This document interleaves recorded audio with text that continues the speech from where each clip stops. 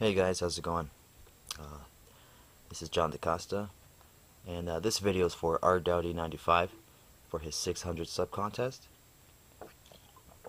First off, congratulations on 600 subs, buddy.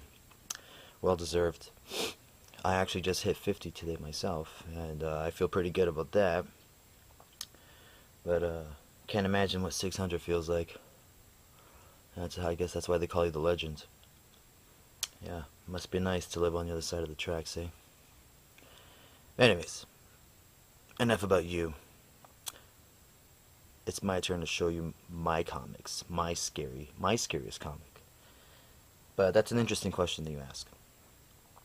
I'll get to that later. First off, just want to say what really got my attention about this contest was because of the topic. And it's interesting because what got me into collecting comics was the horror genre. And what I have here in front of me is a Bernie Wrightson House of Mystery number 256. Some of you that know me know I love my Bernie. And I just wanted to show this because of the Halloween season upon us and stuff like that. This is a great cover. It has amazing, actually has 7 suspense-filled shockers. All great, all fantastic. So if you ever come across this, please pick it up. It's a Bernie Wrightson cover, and it has a nice Halloween theme to it. But yeah, so I don't want to show my age, but I have been collecting comics for a while, and like I said, I first stumbled upon comics back then when they were easily attainable, like at drugstores, convenience stores, supermarkets, even department stores. And there was a place in particular that I liked to go that would sell 10 comic books in a brown paper bag for $1. And you couldn't tell what was inside them. And by chance, they were all horror books. And I guess by default, I fell in love with the horror genre. And these are most of my books from my childhood that I kept. Just fantastic covers. Just wanted to show you them. And yeah, so when I got into these, obviously they were out of print, dated, and I guess the horror genre suffered, a depression in books. They just kind of tailed off. No one was really interested right after the Bronze Age, and I yearned for some more horror books, and I couldn't find them. I didn't go to comic book stores when I was a kid. I didn't know where they were located. So I got my fix from these little mom and pop shops that had these back issues laying around. And I stumbled upon Jesus Christ, what the hell's that? Oh, forget it. Damn. So one time around my birthday, I went into this convenience store where I used to rent movies, and I stumbled upon this beauty. That's Freddy Krueger's first appearance in the comic and magazine. This was a present from my mom and dad. I begged them to get it. Back then it was $3 Canadian. It was a little bit before my birthday, October, #1, first issue. They only made 2 issues of this. And I was a huge Freddy Krueger fan at the time. I loved his movies. This book came out in 1988, I think. Yeah, there we go. And yeah, so I was a huge Freddy Krueger fan. I was probably the youngest. I think I'm the youngest kid in the world to have a membership at a video store. I was actually 9, 10 years old, and my parents didn't know I had this membership. Back then, they didn't ask for licensed credit cards or whatever for ID, and I became a cinephile, especially in the horror genre. So there's not too many people out there that can beat me at some horror trivia. That I know for sure. So yeah, when I stumbled upon this beauty, I was like taken back. I was like, I gotta get this. And the reason why I found this book very freaky was because at the time, Nightmare on Elm Street was at its peak, and I don't know if you remember this or if you know this, that they had this show that was called Freddy Krueger's Nightmares, or Nightmare on Elm Street Nightmares.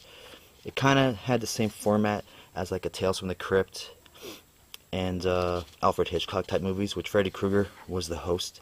And then it'd go into little episodes, and I found this book freaky because when you watch a movie, it's right there in your face. You know how the slasher genre is.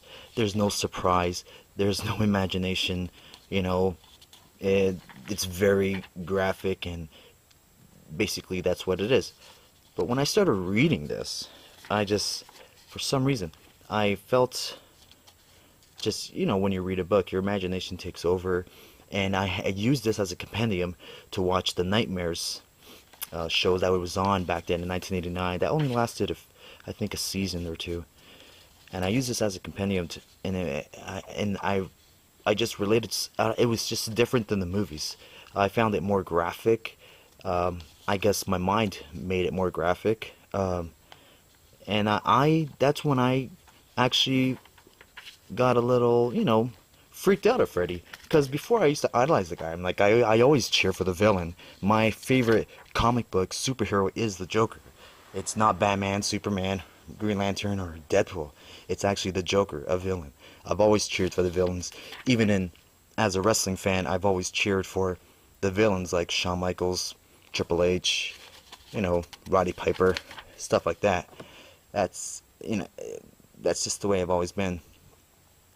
So, yeah, I really enjoyed this in particular. Of course, I've read scarier, but for some reason, maybe it was the timing when I got this book.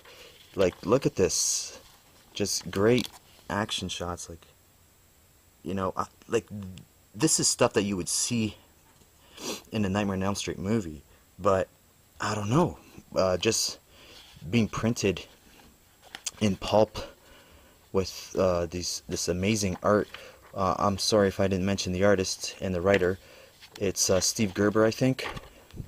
Yeah, Steve Gerber and Rich Buckler, Tony DeZanuga, whatever. I don't know how you say that name. But yeah, this book actually freaked me out. Nothing against my older books. I love my Bronze Age horror. I love my Bernie Wrightsons and all that stuff. But if this, because of the contest and how I love this comic book magazine, I just feel like I had to put it out to display and show you guys. So here it is, my friend. Look at that. The mattress scene that we all know and love from when Johnny Depp went through the water bed. That was a great one. And yeah, it's just fantastic black and white before the Walking Dead time. This is sick. If you ever stumble upon this book, my friend, please pick it up. It's a fantastic one to keep. So anyways, that's about, yeah, they only made 2 issues. I have obviously 1, and this was number 2. I never came across number 2 after. I think the convenience store only just picked up this one at the time. So yeah, so that's like an 88. This was 1988, and the Nightmares show I used to watch was in 89. And it went hand in hand with me. So yeah, anyways, hope you like it, hope you enjoy. Congratulations once again.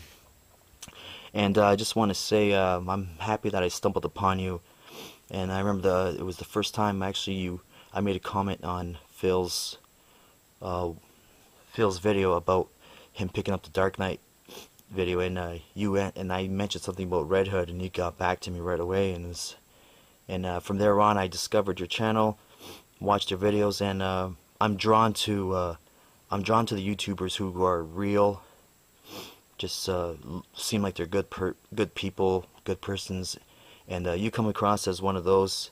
You're a good person, you seem like a great father, and just congratulations, and just be yourself, man. That's what I love, and I'm assuming that's what all 600 of us love too. So thanks again for this opportunity, and hope to check out more of your videos soon. Thanks, man.